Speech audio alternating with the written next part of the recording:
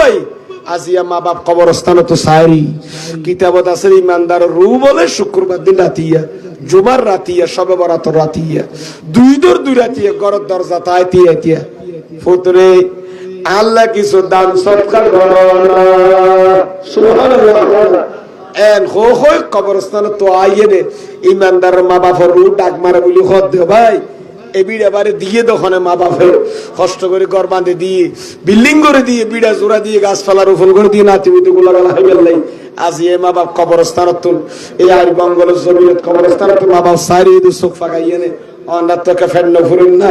যে বাপ অনরে এত বড় করিয়ে নে ফালি ফুলি বড় করে দিয়ে এই মা বাপর হক আরাম মৃত্যু পর্যন্ত আদায় করিলে আদায় করি থাকবে না বা হক আদায় করি নেগুম একখান জিনিস ইতারা দিয়ে খুশি হইব